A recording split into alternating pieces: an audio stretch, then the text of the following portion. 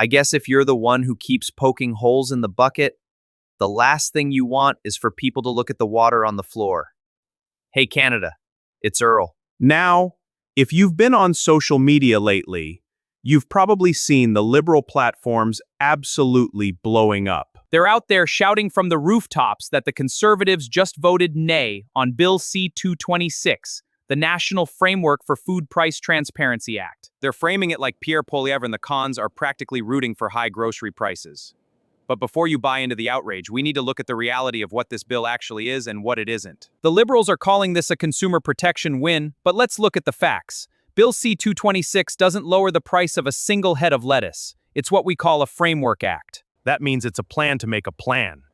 It calls for the Minister of Industry to spend the next 18 months consulting and writing a report on how to standardize unit pricing, Those little stickers that tell you the price per 100 grams.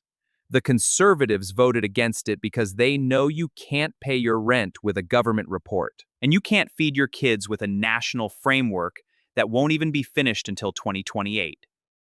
Here's why the nay vote actually makes sense if you're looking at your bank account. It's a blame-shifting tactic. By making the whole conversation about transparency and grocer behavior, the Carney government is trying to distract you from the facts. They don't want to talk about the industrial carbon tax or the food packaging tax that they've tacked onto every step of the supply chain. They'd rather have you mad at the grocery store shelf than at the government policies driving the costs up in the first place. Then we have the red tape tax. This bill creates new compliance costs. Every independent grocer and local shop will have to spend money on new software and labeling systems to meet these federal standards. And we all know where those costs go. They get passed directly to you at the checkout, while the Liberals push for more government spending on consumer education and reports. The Conservatives have been pushing to take the tax off food right now.